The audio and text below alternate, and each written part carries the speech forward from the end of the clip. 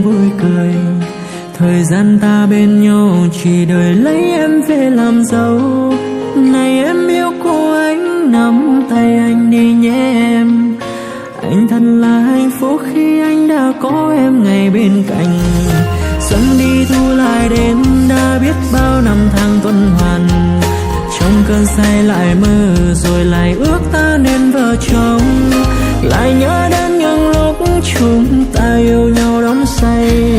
Lại nhớ về câu hứa em ơi đừng bao giờ đổi thay. Vào một ngày đẹp tươi chính em có dấu cầm hoa.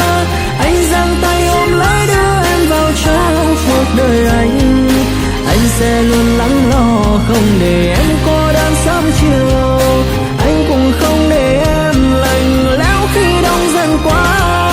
Nhìn nụ cười của em trái tim anh sao đông say. Anh yêu em mà em khiến trái tim anh phải đập loạn nhịp. Đưa đôi tay em đây ta cùng đi đến cuối con đường. Đôi ta luôn chung đôi hạnh phúc bên nhau trọn đời.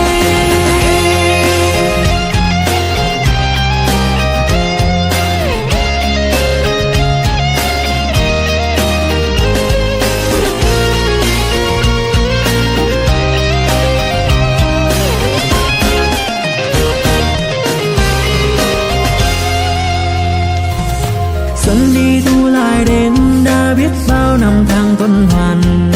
Trong cơn say lại mơ rồi lại ước ta nên vợ chồng.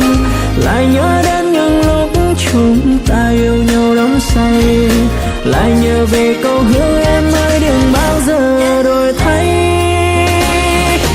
Vào một ngày đẹp tươi chính em có dấu cầm hoa. Anh giang tay ôm lấy đưa em vào trong cuộc đời anh. Anh sẽ luôn lắng lo không để em cô đơn sớm chiều. Anh cũng không để em lạnh lẽo khi đông dần qua.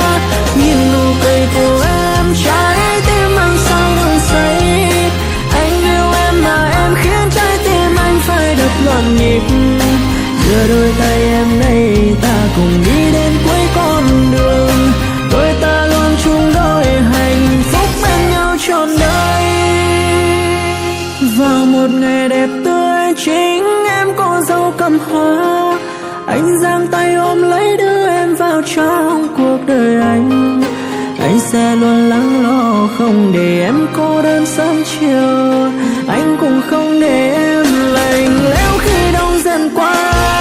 Nhìn nụ cười của em trái tim anh sao đông say. Anh yêu em mà em khiến trái tim anh phải đập loạn nhịp. Đưa đôi tay em đây ta cùng đi